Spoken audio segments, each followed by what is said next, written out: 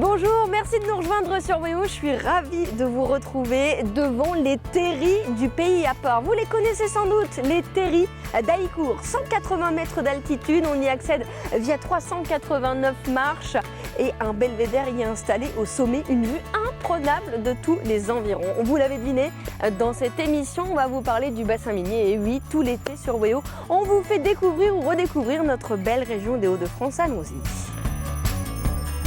Direction le Pas-de-Calais et plus précisément le bassin minier. Nous allons à Arnes pour découvrir tout d'abord le musée de l'école et de la mine, une petite pépite incroyable. Puis direction la cité des électriciens de Bruay-la-Buissière, l'occasion d'y redécouvrir le patrimoine minier, un patrimoine inspirant pour le cinéma français. Mais tout de suite, partons pour Aix-Noulette, découvrir la brasserie Saint-Germain. C'est là que la fameuse page 24 y est brassé.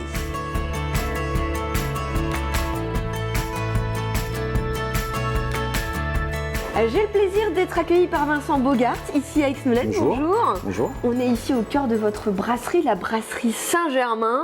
Exact. Vous connaissez évidemment la page 24, c'est ici qu'elle est fabriquée. C'est ici qu'elle est fabriquée, qu'elle est née et puis qu'elle reste surtout. Vous êtes l'un des cofondateurs de cette brasserie. Racontez-nous, depuis combien de temps on est ici à Aix-Noulette? Depuis 2003, mai 2003, on vient de fêter les 19 ans, donc avec Stéphane, mon frère et puis Hervé Descamps. On avait décidé de s'installer ici parce qu'il y a un riche passé brassicole. Ah oui, on le voit derrière nous, l'ancienne brasserie Bram, qui avait fermé ses portes en 1986, qui avait subi une crise terrible de la perte de consommation de bière et la fermeture des brasseries. Il fallait absolument qu'elle se rénove à l'époque.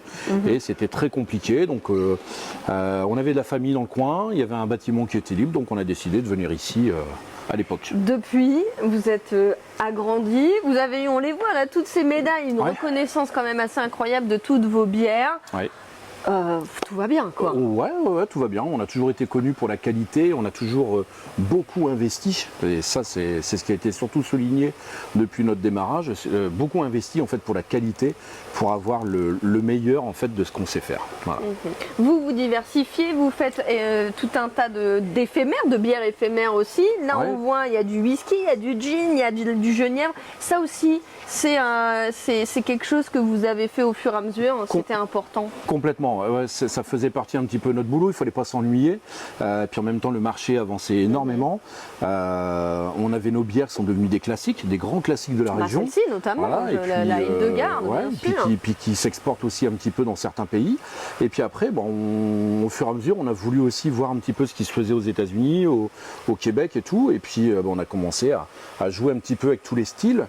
Et on a voulu aussi à un moment se diversifier un petit peu en refaisant un peu de genièvre, en faisant du gin, en faisant du whisky. Et ça nous a pris aussi de passion. Alors c'est un autre métier, hein. C'est complémentaire, mais c'est vraiment autre chose. Et puis de là, en fait, on a continué. Et là, aujourd'hui, on a une distillerie depuis 5 ans. Et entre deux, il y a 3 ans, on est allé reprendre la distillerie de Vambrochy. La distillerie de Vambrochy qui était vouée à disparaître, que vous avez qu'on est en train de se battre, en tout cas, pour essayer de relancer. C'est sur de bonnes voies, mais c'est toujours un marché fragile, donc il faut faire attention, il faut y aller, quoi.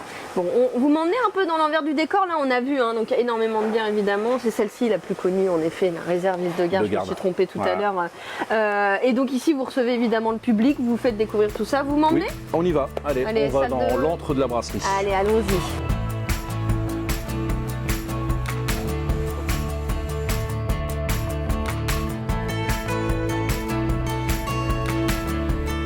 Alors on continue notre petite visite. Alors là on est devant la salle de brassage. Alors on ne montre pas parce qu'il y a énormément de bruit et donc ça va venir parasiter. Une salle de brassage assez récente finalement. Vous êtes vraiment agrandir. 2019. Il fallait qu'on fasse un choix entre travailler la nuit ou pas. Il fallait aussi grandir un petit peu parce qu'il faut grandir. Il y a un peu de croissance et le marché il est là. Et on ne veut pas trop grandir non plus. D'où un choix d'une salle de 4000 litres plutôt que 2000. Mais on aurait pu faire beaucoup plus grand. Mais après par contre on perd en nouveauté, en création et tout. Ouais, ça reste artisanal, quoi. Ouais, complètement. Ça, en fait. Ouais. Il fallait absolument qu'on se garde de la souplesse pour faire des produits innovants. Et puis quand il y en a une qui marche, on la garde et puis on la met à l'année maintenant. Voilà. Ouais. Encore une place pour une cuve. Ouais, elle est prévue. au cas où. Voilà, on anticipe toujours les... Alors, vous parliez tout à l'heure de la distillerie, vous avez aussi un alambic, alors c'est très, très sympathique. Et vous avez la seule femme de la région qui distille. Voilà, Cathy Gravina, qui distille ici depuis 5 ans. Et en même temps, comme on reprend aussi la main sur Vambrochy, bon là on a des femmes aussi qui travaillent là-bas, et puis, mais qui ne distillent pas. Donc Cathy, avec des gens qu'on a récupérés là-bas, on est reparti en fait pour distiller. Il va y avoir pas mal d'échanges parce qu'eux ils ont une énorme expérience sur l'ancien alambic qu'il y a là-bas. Ça va être super intéressant. Et c'est une des rares femmes de France à distiller. Voilà. Il faut le préciser. Juste quelques chiffres quand même qu'on se rend compte. La production de bière ici par an, c'est combien d'hectos? 13 000 hectos. Donc un hecto c'est 100 litres. 13 000 hectos, à peu près 3 000 en plus pour la distillerie. Voilà, parce qu'on produit le mou à partir de là pour le whisky ou le genièvre. Et puis on a une capacité de monter à 24 000 hectos à peu près. On verra, on va grandir gentiment et puis déjà réfléchir à ce qui va se passer, parce que le jour où vous voulez faire une étape supérieure, ça se fait pas en 6 mois. Non, bien sûr. Ça se prévoit, il y a le matériel qui est de plus en plus long à acheter, puis c'est de réfléchir à comment on veut travailler pour la suite. Voilà. 12 salariés, vous avez démarré, vous étiez 3? Oui, c'est ça. Donc, du coup, aujourd'hui 12, on intègre une personne à la fois. On aurait pu embaucher 4, 5, 6 personnes de plus, mais aujourd'hui, nous, notre équilibre, il est là, quoi. Mon frère continue à démarrer tous les matins à 4h30. C'est un choix aussi. Mais on est passionné par le produit, donc voilà, on reste comme ça. Bon, évidemment, visite les samedis, évidemment. Alors, passer un petit coup de fil, le mieux c'est encore ça. Et puis surtout, avec l'office de tourisme aussi, ça se fait aussi très bien, donc il n'y a pas de souci. Et puis vous allez découvrir tout ça. Et évidemment, j'imagine, déguster une bière à consommer avec modération, bien entendu. Merci beaucoup, Vincent. Merci. Et puis, donc rendez-vous à Aix-Noulette, à la brasserie Saint-Germain, Saint-Patron de la commune d'Aix-Noulette. Merci beaucoup, Vincent. Merci. Direction un bon restaurant chez Cathy. Eh oui, ça se situe à Lens, devant le musée du Louvre-Lens. Pas de chichi chez Cathy, on est comme à la maison. On y mange évidemment des plats régionaux, pochflèche, carbonate flamande, mais aussi de la pièce de bœuf, des omelettes avec évidemment des frites. Sur place, un côté restaurant, un côté friterie. Il y en a pour tous les goûts et le rapport qualité-prix est parfait. Comme à la maison évidemment, puisqu'on y retrouve la convivialité des gens du Nord. Donc direction chez Cathy, une bâtisse en briques rouges située juste en face du musée du Louvre-Lens. C'est aussi l'occasion évidemment de le découvrir.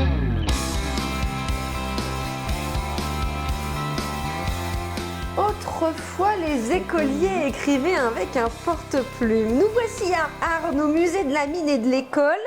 Alors, je vais poser l'encrier avant de faire une bêtise. Je suis avec Janine Watrelot. Bonjour Janine. Bonjour. Vous êtes bénévole pour les Amis du musée, ici à Arnes, musée de la mine et de l'école. Depuis quand il existe ce musée? Depuis 1984. Depuis 1984, il a été fondé par un couple? Par un couple, monsieur et madame Legrain. Madame Legrain était la directrice d'école. Ça ne s'invente pas. Et monsieur Legrain était chef porion à la mine. Alors, nous sommes ici dans une classe reconstituée, des années 50? 1950. 1950. Donc on y retrouve vraiment tout ce qu'il y avait à l'époque. Tout ce qu'il y avait à l'époque, voilà. Vous avez même les tabliers, les bureaux, les tables, les encriers, évidemment, très importantes. Voilà. Et donc vous faites visiter ça, j'imagine à pas mal de scolaires, ils doivent quand même être assez intéressés de voir comment ça se passait avant. Oui. Et franchement, on a des classes vraiment intéressées, tout ça. Ils posent des questions, ils aiment bien écrire. Et oui, parce que l'exercice que j'ai fait, je suis pas trop mal débrouillée quand même, ça va encore. Ils le font aussi, ça. Ils le font aussi, voilà, à chaque fois, oui. Et ils repartent, on leur demande de mettre le prénom. Et puis ils repartent avec comme cadeau. Comme cadeau, très bien. Voilà. Donc vous faites des visites pas mal aux scolaires, mais aussi aux familles. J'imagine que quand les gens arrivent ici, certains ont connu ce genre d'école, ils sont assez... Donc, ils sont intéressés, ils se disent ça revient comme autrefois. Et donc il y a la partie musée de l'école et il y a évidemment la partie musée de la mine. De la mine. Musée de la mine, là où du coup on explique, c'est de la pédagogie autour de la mine. Voilà. On explique comment ça s'est passé dans le temps, tout ça, comment les mineurs travaillaient, tout ça. Voilà. Et tout ce qu'on trouve ici dans ces deux musées, ce sont finalement des dons. C'est tout des dons. C'est tout des dons, de la récupération. Tout a été gratuit. C'est le cas de le dire. Tout a été gratuit. Ouais. Bon, un musée qui est inscrit au patrimoine mondial de l'UNESCO, comme beaucoup d'autres choses ici, oui. il faut le dire. Oui, si, c'est vrai. On fête les 10 ans de cette inscription au patrimoine 10 ans, de l'UNESCO. Donc il y a la cité 21, il y a l'église Sacré-Cœur, la maison du directeur. la maison du directeur, autant de choses qui évoquent l'histoire minière du secteur qu'on découvre évidemment dans ce musée de la mine. Et d'ailleurs, je vais vous laisser, Janine, parce que j'ai rendez-vous avec Alain Fournier, ancien mineur. D'accord, c'est un ancien mineur. Voilà, ancien mineur de fond, et il m'attend dans la galerie, parce que figurez-vous, ici, au musée de la mine, on descend vraiment dans les entrailles de la mine. Merci beaucoup. Merci à vous.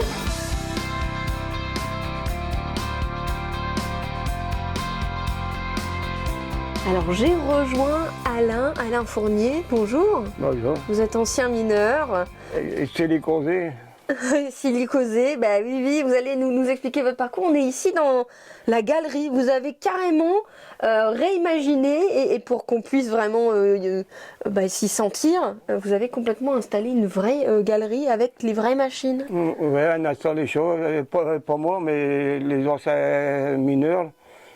Ils ont été dans les fosses avant que ça ferme, ils ont cherché du matériel. Et puis tout ce qu'on voit ici, ça vient de tous les fosses. Puis ils ont installé tout ça. Là. Vous êtes un ancien mineur de fond, vous avez commencé ici, à Arnes. J'avais 15 ans quand j'ai commencé à travailler. Vous étiez quoi alors? À 15 ans, vous faisiez quoi? J'étais galibot, on apprenait, on était avec un moniteur, on apprenait le métier de mineur. Puis à 18 ans, 20 ans, elle savait travailler, elle travaillait tout seul. On faisait le charbon, on donnait à piqueur une pelle à pic. On a battu le charbon, un marteau-piqueur, comme vous voyez là. Ah bah oui, il est juste là, le marteau-piqueur, en effet. Vous utilisiez ça comme outil? Oui, et les pelles, pic. Puis après, les années après, c'était des machines. Et après, c'était des machines. Ça fait du bruit, et puis demain, il faut le tenir parce que c'est lourd. Ouais. Ah bah j'imagine que c'est évidemment lourd. Là, on voit du charbon. Il vient de où, ce charbon? De Wany, il faut l'aider. De Wany. Avant que la fosse qu'elle ferme, elle peut prendre un morceau. Là. Regardez, un petit morceau de charbon. Si on frotte dessus, évidemment, c'est tout noir. Évidemment. Souvent, les enfants, ils prennent, ils disent, prends le pot, tu vas voir tes mains toutes noires, bien sûr. Vous faites cette visite auprès, alors il y a des scolaires qui viennent, les visites c'est le mardi et le jeudi. Vous racontez finalement un petit peu comment ça se passait, vous racontez votre parcours. Et puis je raconte ma vie, il manquait de mourir deux fois rescapé. J'ai même sauvé des copains de la fosse 3 de Méricourt. Ça vous fait, c'est important pour vous de parler de cette époque à tous ces jeunes gens qui n'ont pas connu? Je ne chante plus, oui. C'est important de transmettre un peu? Mon père il était mineur, mon grand-père, mes oncles, toute la famille, mon père. Il a un frère, il voulait s'embaucher, mais il a peut-être pris de coups, il a été travaillé à l'usine. Mais j'ai mon père, mais mon grand-père, des oncles. Ouais, tout le monde était mineur dans la famille. Quand le garçon sortait de l'école, à la fosse. À la fosse. On demandait dans le temps, on demandait des mineurs. Dès 12 ans, on le voit dans le musée. 14 ans, 15 ans, moi 15 ans. Merci beaucoup, Alain. Rendez-vous ici au musée de l'école et de la mine et vous pourrez notamment discuter et puis découvrir le témoignage d'Alain. Merci beaucoup, Alain. Merci à vous. Si vous souhaitez séjourner dans une ancienne cité minière, dans un ancien coron, c'est possible. 4 gîtes meublés de tourisme de 2 à 8 personnes, ainsi qu'une chambre meublée ont été aménagés au cœur de la cité des électriciens, dans l'ancien coron. Grâce à leur confort et leur décoration rétro-design, on s'y sent super bien, on se sent un peu comme chez soi. Chez Alice, chez Léon, chez Rosalie, chaque logement porte le nom d'un ancien habitant qui y a vécu et sur lequel on en apprend lors de son séjour. Sachez également que 2 de ces gîtes meublés sont accessibles aux personnes à mobilité réduite. Donc du coup, n'hésitez plus, un bon séjour au cœur d'une ancienne cité minière réhabilitée.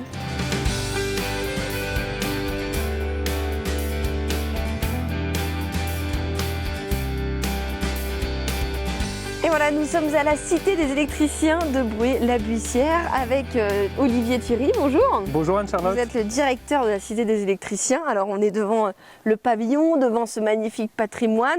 Vous pouvez nous rappeler ce que c'est que la Cité des électriciens? Oui, bien sûr. La Cité des électriciens, c'est le plus ancien coron du Pas-de-Calais qui a été construit dans les années 1850-1860 et qui a été rénové dernièrement à la faveur de la labellisation du territoire du bassin minier au titre de patrimoine mondial de l'UNESCO et plus précisément en tant que paysage culturel, évolutif, vivant. Et donc on est à la fois la porte d'entrée sur ce territoire et en même temps on essaye d'être à la hauteur de ce qui nous a été confié, c'est-à-dire qu'on essaye de témoigner des valeurs de la vie dans les cités minières et des qualités du paysage du bassin minier que l'on redécouvre aussi pour sa beauté tout simplement et aussi parce que ce sont de nouveaux espaces pour pratiquer du sport, pour se balader en famille.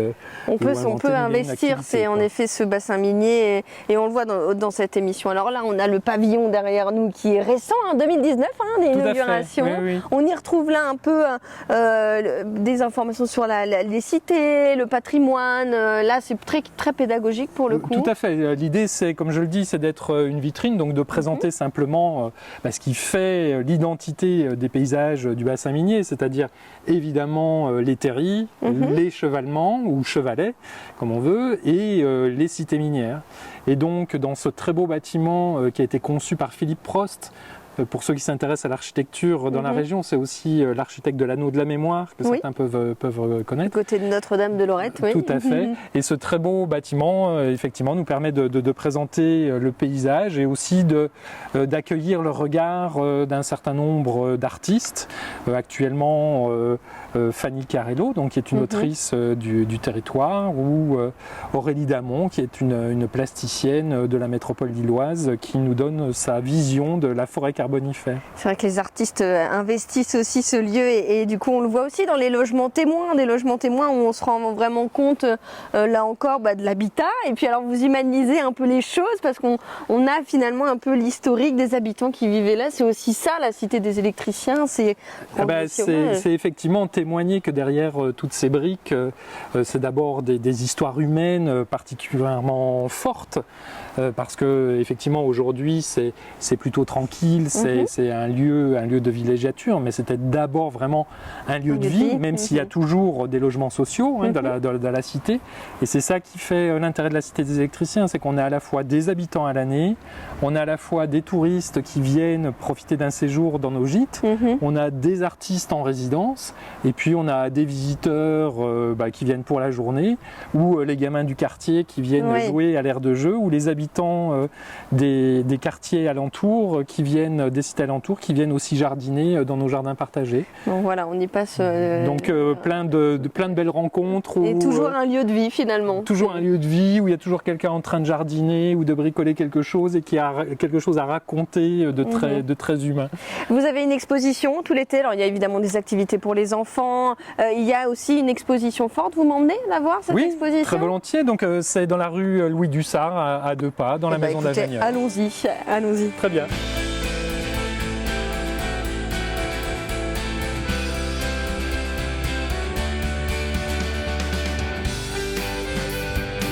Alors, nous sommes dans la maison de l'ingénieur, à 2 pas de la Cité des électriciens, pour une super expo. Elle s'intitule « Les ch'tis dans l'œil de Jean-Claude Lothaire ». Jean-Claude Lothaire, c'est un photographe, c'est ça? Oui, alors c'est un photographe bien particulier, c'est un photographe de plateau. C'est le photographe de plateau du tournage de Bienvenue chez les ch'tis. Et je pense que quasiment tout le monde sait maintenant que Bienvenue chez les ch'tis a été tourné pour une bonne partie, en tout cas, de ces scènes cultes à la Cité des électriciens. Donc cette exposition nous permet de revisiter, de regarder à nouveau le tournage vu depuis les coulisses avec du coup des images insolite où on rentre vraiment en complicité avec les acteurs. Évidemment, bien sûr. On reconnaît un peu les endroits, même si évidemment on est un peu dans le cliché quand même. Hein. Les accessoiristes se sont un peu fait plaisir. Là, avec les moules sur le trottoir, etc. C'est aussi ça. C'est bon, on est loin de ces clichés-là aujourd'hui. Évidemment, c'est tout un travail aussi que vous qu'on mène. C'est effectivement notre projet culturel. Effectivement, c'est de sensibiliser aussi sur comment on fabrique des stéréotypes sur le territoire, sur les cités. Bien sûr. Et comment effectivement on s'en amuse, on en joue aussi, parce que c'est une manière aussi de faire connaître notre territoire. Bien sûr. Parce que notre territoire est quand même plein de ressources extrêmement intéressantes pour les touristes. C'est une exposition à voir jusqu'au 27 novembre. Et alors à chaque fois il y a un petit numéro sur la photo qui correspond un peu la petite anecdote, la petite anecdote du photographe. C'est vachement sympa.